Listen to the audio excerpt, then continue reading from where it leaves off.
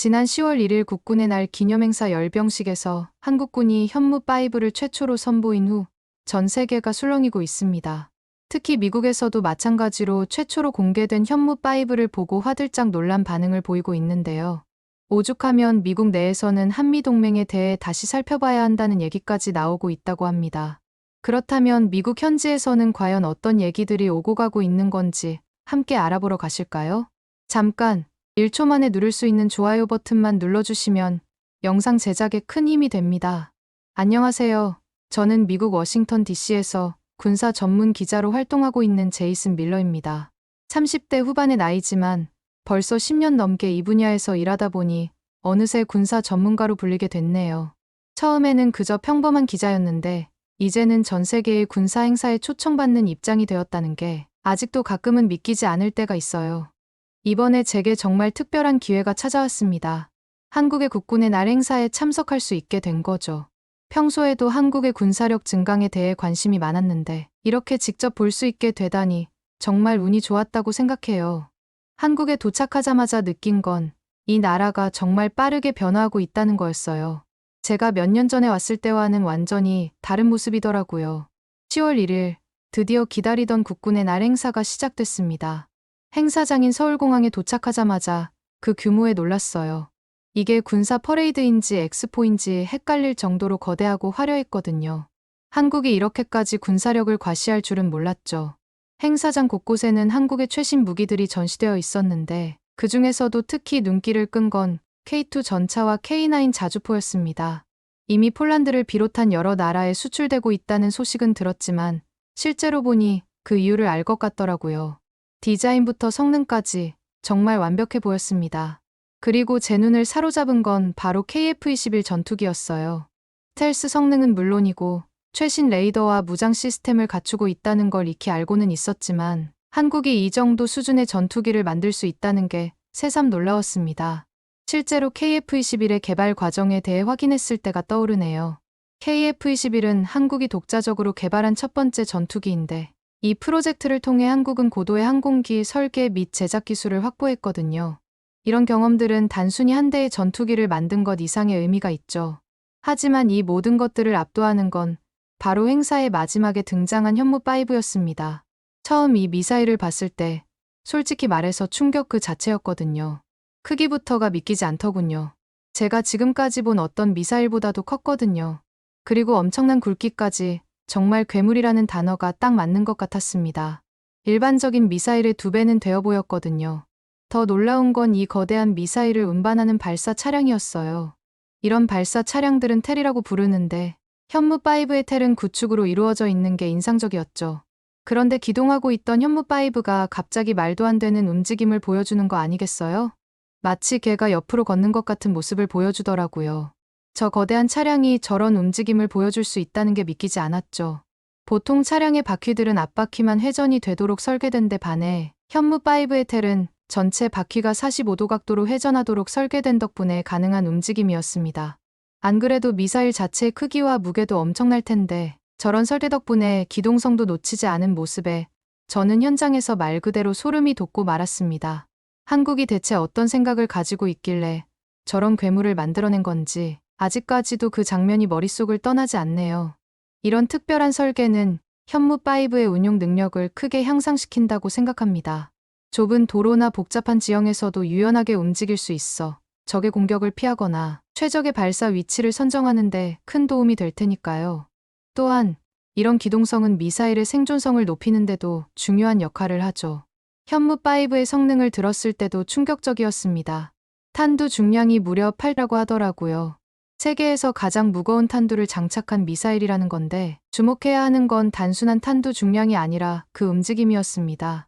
왜냐하면 이 엄청난 미사일이 1000km 상공까지 올라갔다가 음속의 10배, 즉 극초음속의 속도로 떨어진다는 정보를 접할 수 있었거든요. 이 정도면 사실상 소행성이 지구에 충돌하는 수준의 파괴력을 지닌 것이죠.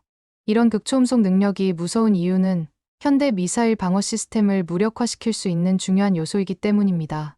현존하는 대부분의 미사일 방어 체계는 이런 속도의 미사일을 요격하기 어렵거든요. 따라서 현무5는 적의 방어망을 뚫고 목표물을 정확히 타격할 수 있는 능력을 갖추고 있는 셈이죠. 현무5의 정확도는 실로 놀라운 수준이었습니다. 10m 이내의 오차로 목표물을 타격할 수 있다고 하는데 이는 현대 전쟁에서 굉장히 중요한 능력이죠.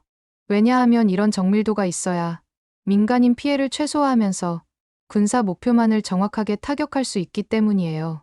이런 능력은 국제법을 준수하면서 효과적인 군사 작전을 수행할 수 있게 해줄 거라고 봅니다. 더욱 놀라운 점은 현무5의 지하 관통 능력이에요. 지하 깊숙이 위치한 벙커도 파괴할 수 있다고 하는데 이는 적의 지휘 체계나 중요 시설을 무력화하는데 큰 역할을 할 수 있죠. 특히 100m 이상 깊이의 벙커도 파괴할 수 있다는 거 아니겠어요? 전 이런 초정밀 초고위력 타격 능력을 갖춘 무기가 괴물이라고 불리는 것도 당연해 보이더라고요. 특히나 이런 성능은 분명 북한의 지하 시설을 겨냥한 것으로 보입니다. 북한이 오랫동안 공을 들여 만든 지하 벙커들이 이제는 안전하지 않다는 뜻이 되는 거죠. 이는 북한 지도부에게 심각한 위협이 될 수밖에 없을 겁니다. 지금까지 그들은 위기 상황에서 지하 벙커로 피신하면 안전할 거라고 생각했을 텐데 이제는 그런 안전망이 사라진 셈이니까요. 이런 상황은 북한의 전략적 계산에 큰 변화를 가져올 수밖에 없을 것 같아요.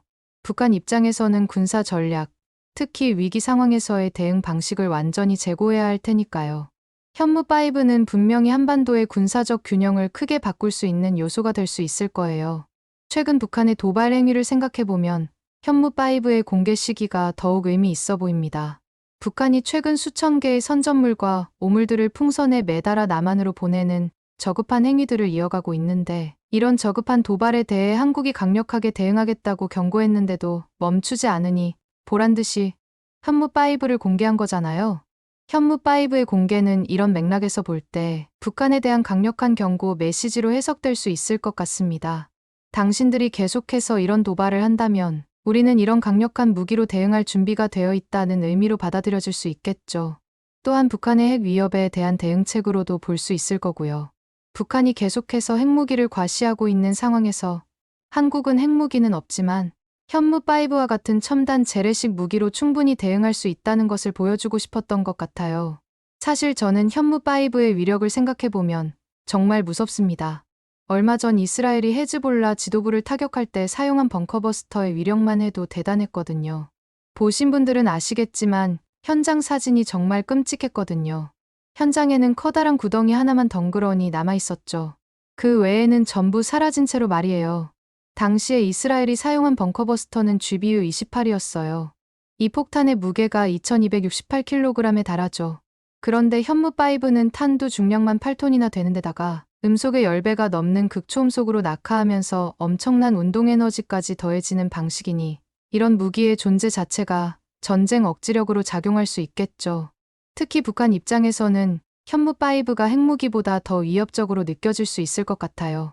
사실 핵무기는 사용 자체가 매우 어렵고 환경까지 파괴시키다 보니 국제적인 비난까지 받을 수 있지만 현무5는 재래식 무기라 이런 제약사항이 없이 사용할 수 있으니 실제 사용 가능성이 훨씬 무궁무진하기 때문이죠. 게다가 북한 지도부가 숨어있을 지하 벙커를 정확하게 타격할 수 있다는 점에서 북한에게는 현무5가 정말 악몽 같은 무기일 겁니다. 또 한 가지 주목할 점은 현무5의 발사 방식인데요. 이 미사일은 정말 독특한 방식으로 발사되거든요. 지금까지 공개된 현무5의 발사 영상을 보면 현무5는 콜드런치 방식을 사용하고 있습니다. 콜드런칭 방식이 뭔지 좀 더 자세히 설명드리면 미사일을 처음부터 엔진을 켜서 발사하는 게 아니라 먼저 압축가스나 다른 기계적인 방법으로 미사일을 발사관 밖으로 밀어내고 그 다음에 공중에서 엔진을 점화하는 방식이에요. 이 방식이 정말 대단한 게 여러 가지 이점이 있거든요. 우선 발사할 때 발사관 내부에서 폭발이 일어날 위험이 줄어들어요. 그러니까 안전성이 크게 높아지는 거죠. 또 초기 발사 때 열이 거의 발생하지 않아서 적의 열감지 장비에 잡힐 확률이 낮아집니다. 그리고 만약에 엔진 점화에 실패하더라도 미사일이 이미 발사관 밖에 있기 때문에 발사 차량이 피해를 입을 위험이 훨씬 줄어들죠.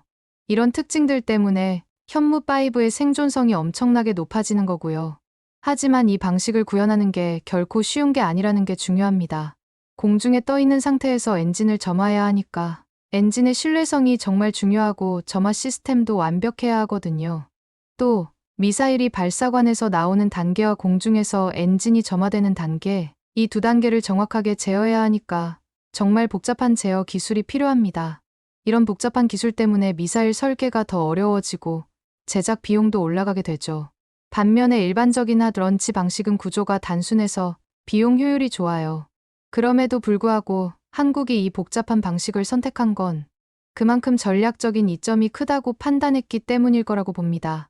왜냐하면 이런 발사 방식은 발사 직후 적에게 노출될 위험이 줄어들고 동시에 발사 플랫폼의 안전성도 높아지거든요. 그렇기 때문에 적의 공격을 받더라도 살아남을 확률이 높아지고 그만큼 더 효과적으로 임무를 수행할 수 있게 되는 거죠. 결국 이 콜드런치 기술은 현무5가 가진 여러 강점 중 하나라고 할 수 있어요. 이 기술 하나만 봐도 한국의 미사일 기술이 얼마나 발전했는지 알 수 있죠. 그리고 현무5의 사거리에 대해서도 들었는데 이 부분도 충격적이었어요. 정확한 수치는 공개되지 않았지만 대부분의 전문가들이 탄도의 무게만 줄이면 못해도 1000km 이상은 될 거라고 추측하고 있더라고요. 이 정도면 중국 전역은 물론이고 러시아의 극동 지역까지도 커버할 수 있는 수준이죠. 한국이 이런 장거리 미사일을 보유하게 됐다는 건 정말 큰 의미가 있어 보였습니다. 특히나 이런 장거리 타격 능력은 한국의 전략적 위상을 크게 높일 수 있을 겁니다. 지금까지 한국의 군사 전략은 주로 방어적이었지만 이제는 더 광범위한 지역에 대한 억제력을 갖게 된 거거든요. 저는 이런 변화들이 동북아시아 지역의 군사 균형에 큰 변화를 가져올 수 있는 요소라고 생각합니다. 추후에 알게 된 사실이지만 현무5의 개발 과정도 정말 흥미롭더군요. 한국이 이런 고도의 기술을 독자적으로 개발했다는 사실도 알게 되었거든요. 특히 미사일의 추진체 기술이나 유도 시스템 같은 핵심 기술들을 자체적으로 확보했다는 점이 경이롭습니다. 이런 사실들이 전부 한국의 방위 산업이 이제 세계 최고 수준에 도달했다는 걸 보여주는 거니까요. 아무튼 그렇게 충격적이었던 국군의 날 행사가 끝난 이후 저는 현무5에 대한 세계 각국의 반응이 궁금해졌습니다. 그래서 바로 인터넷을 뒤져봤죠. 예상대로 반응은 뜨겁더라고요. 특히 한국의 주변국들인 중국, 일본, 북한의 반응이 눈에 띄었죠. 중국의 반응은 예상을 뛰어넘는 수준이었습니다. 여러 중국 매체들이 현무5의 사거리가 중국 영토 대부분을 커버할 수 있다며 우려를 표명하더라고요. 심지어 어떤 매체는 한국이 동북아시아를 화약고로 만들고 있다고까지 말하고 있었죠.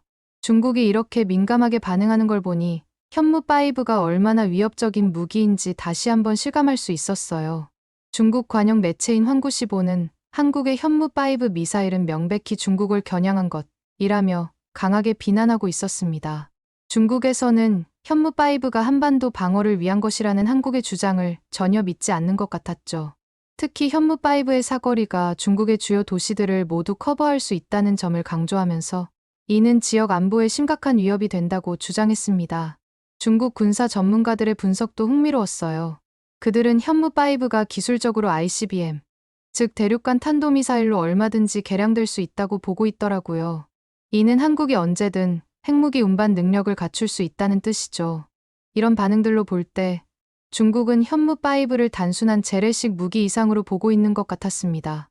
특히 중국의 한 저명한 군사 전문가는 한국의 킬체인 전략에 대해 상세한 분석을 내놓았는데요. 인상적이었던 부분은 그 전문가가 내놓은 현무5와 한국의 다른 군사 자산, 특히 합동화력함이 결합될 경우의 시나리오였어요. 이 시나리오대로 흘러간다면 한국이 어떤 국가라도 순식간에 초토화시킬 수 있는 위력을 가진다고 하더라고요. 현무5 자체도 충분히 위협적이지만 다른 무기들과 함께 운용되었을 때 잠재력은 무한대에 가깝다는 거죠. 일본의 반응도 흥미로웠는데요. NHK를 비롯한 주요 언론사들이 한국이 이미 ICBM 기술을 보유했을 가능성을 제기하더라고요. 현무5의 크기와 성능을 봤을 때 충분히 그럴 수 있다고 생각했어요. 저조차도 비슷하게 느꼈으니까요. 일본 언론들은 대부분 한국의 군사력 증강에 대해 달가워하지 않는 눈치였습니다. 일본의 아사히 신문은 한국의 현무5 미사일, 일본 전역 타격 가능이라는 제목의 기사를 실었더군요. 이 기사에서는 현무5의 사거리가 일본 전역을 커버할 수 있다는 점을 강조하면서 이는 일본의 안보에 직접적인 위협이 된다고 주장했죠. 특히 한국이 이런 강력한 무기를 개발한 배경에 대해 의문을 제기하면서 북한 위협 대응이라는 명분이 과연 타당한지 따져봐야 한다고 했습니다. 일본 방위성의 한 관계자는 익명을 요구하며 이런 말을 했다고 해요. 현무5의 등장은 동북아시아 군사 균형을 완전히 바꿔놓을 수 있는 사건입니다. 우리는 이에 대한 대응책을 시급히 마련해야 합니다. 이 발언을 보면 일본이 현무5를 얼마나 심각하게 받아들이고 있는지 알 수 있었어요. 더 놀라운 건 일본 내에서 자체 장거리 미사일 개발 필요성을 주장하는 목소리가 커지고 있다는 거였습니다. 일본의 한 국회의원은 한국이 이런 무기를 가질 수 있다면 우리도 가져야 한다고 주장했다고 하더군요. 이런 식이면 현무5는 동북아시아 군사력 부분에서 빼놓을 수 없는 존재가 될 것 같다는 생각이 들었습니다. 북한의 반응도 찾아봤는데 예상대로였어요. 북한은 국영 매체를 통해 끝을 모르는 동족 대결이라며 한국을 강하게 비난했거든요. 하지만 저는 그 비난 속에서 오히려 북한의 두려움을 느낄 수 있었어요. 현무5가 북한 지도부에게 얼마나 큰 위협일지 상상해보니 그런 반응들이 이해가 되더라고요.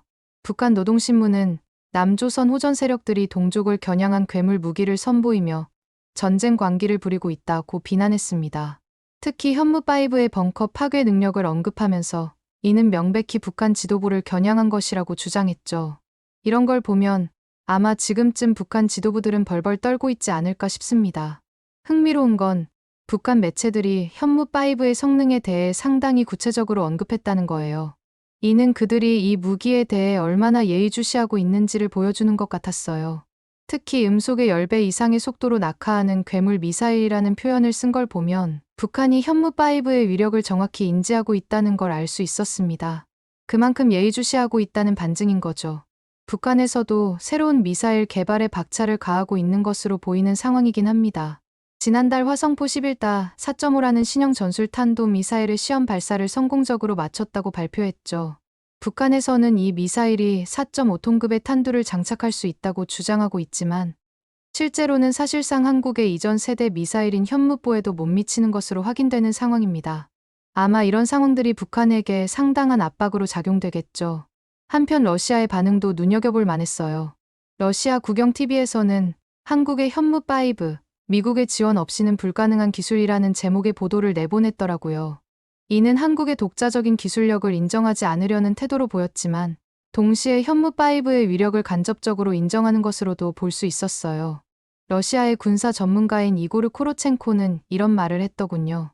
현무5는 기술적으로 ICBM과 거의 차이가 없습니다. 한국이 원한다면 언제든 핵무기 운반 능력을 갖출 수 있다는 뜻이죠. 이 발언은 현무5가 단순한 재래식 무기를 넘어서는 의미를 가진다는 걸 보여주는 것 같았습니다. 사실 저는 한국이 이미 핵무기를 만들 수 있는 기술은 다 가지고 있다고 봐요. 원심분리기 같은 핵심 장비들은 이미 확보했을 거라는 게 군사 전문가들의 주된 의견이죠. 아마 미국의 제재만 풀린다면 3개월 안에 핵무기를 만들 수 있지 않을까 싶어요. 그만큼 한국의 기술력이 뛰어나다는 뜻이겠죠. 한국의 잠재적 핵무장 능력에 대해서는 이미 여러 전문가들이 언급한 바 있어요. 특히 미국의 한 싱크탱크 보고서에서는 한국이 이미 충분한 핵물질을 보유하고 있으며 필요하다면 빠르게 핵무기를 제조할 수 있는 능력이 있다고 분석했더라고요. 이런 상황에서 현무5 같은 미사일의 등장은 한국의 잠재적 핵 능력을 더욱 현실적인 것으로 만들고 있는 것 같아요. 이번 현무5 공개를 계기로 미국 내에서도 한국과의 동맹 강화 필요성에 대한 목소리가 커지고 있어요. 특히 카밀라 해리스 부통령이 한국을 미국의 최우선 동맹국으로 격상시켜야 한다고 주장하는 등 양국 관계의 중요성이 더욱 부각되고 있죠. 이러한 미국의 입장은 이번 국군의 날 행사에서도 명확히 드러났다고 생각합니다. 미국 공군의 전략 폭격기 B-1B 랜서, 일명 죽음의 백조가 처음으로 이 행사에 참여했거든요. 이 폭격기의 등장은 단순한 과시를 넘어 한미 동맹의 굳건함을 상징적으로 보여주는 것으로 해석됩니다. B-1B 랜서는 그 성능만으로도 상당한 주목을 받고 있는 무기인데 초음속에 가까운 속도로 장거리를 비행할 수 있는 능력은 물론 다른 미군 전략 폭격기들을 압도하는 무장 탑재량을 자랑하거든요. 이 폭격기가 괌에서 출발해 단시간 내에 한반도에 도착할 수 있다는 점은 유사시 신속한 전력 투입이 가능함을 뜻하기도 하죠. 저는 해리스 부통령의 발언은 정말 중요한 의미를 가진다고 봐요. 미국이 한국을 가장 중요한 동맹국으로 보고 있다는 건 한국의 전략적 가치가 그만큼 높아졌다는 뜻이니까요. 특히 현무5 같은 무기의 등장이 이런 인식 변화에 큰 영향을 미쳤을 거라고 봅니다. 당장 미국이 한국의 군사력을 인정하고 이를 바탕으로 더 강력한 동맹관계를 구축하려는 움직임을 보이고 있잖아요. 해리스 부통령의 말 중에 특히 눈에 띄는 게 있었어요. 주한미군이 없어도 한국이 스스로를 지킬 수 있다고 말했거든요. 이건 정말 큰 변화예요. 예전에는 상상도 할 수 없었던 말이죠. 이런 말이 나온다는 건 한미 동맹의 성격이 변화하고 있다는 걸 보여주는 거라고 생각해요. 지금까지는 미국이 한국을 보호한다는 개념이 강했던 반면, 이제는 한국이 스스로를 방어할 수 있는 능력을 갖췄다고 인정하는 거거든요. 이는 앞으로 한미 동맹이 더 대등한 관계로 발전할 수 있다는 신호로 볼 수 있을 것 같습니다. 저는 이런 움직임으로 볼 때 한국의 자체 핵무장도 시간 문제라고 생각합니다. 현무5 같은 무기를 만들 수 있는 나라가 핵무기를 못 만들 리가 없잖아요. 아마 미국도 이 점을 알고 있을 거예요. 그래서 오히려 한국과의 동맹을 더 강화하려는 게 아닐까 싶고요. 사실 한국의 잠재적 핵무장 능력에 대해서는 이미 여러 전문가들이 언급한 바 있어요. 특히 미국의 랜드 연구소에서 발표한 보고서에도 한국은 이미 핵무기 개발에 필요한 기술과 자원을 모두 갖추고 있다는 내용이 담겨 있죠. 이런 상황에서 현무5의 등장은 한국의 잠재적 핵 능력을 더욱 현실적인 것으로 만들고 있는 것 같아요. 이런 변화들은 동북아시아의 전략적 균형에도 큰 영향을 미칠 거라고 봐요. 지금까지는 중국이나 러시아가 이 지역에서 군사적 우위를 점하고 있었잖아요. 그런데 한국이 이런 강력한 무기를 갖게 되면 그 균형이 깨질 수 있는 거죠. 특히 중국이 민감하게 반응하는 이유가 바로 이 때문일 거예요. 그나저나 한국이 이렇게 발전하게 되면 주변국들에 어떤 영향을 미칠지 생각하는 것만으로도 참 흥미로운데, 여러분들은 앞으로 한국과 북한, 중국, 그리고 일본과의 관계가 어떻게 흘러가게 될 거라고 보시나요? 오늘의 사연은 어떠셨나요? 오늘의 사연이 마음에 드셨다면 좋아요만 한번 눌러주세요. 1초밖에 안 걸리지만 좋아요를 한번 눌러주시면 더 좋은 사연을 소개해드리는데 큰 힘이 된답니다. 긴 영상 시청해주셔서 감사합니다. 오늘도 행복한 하루 보내세요.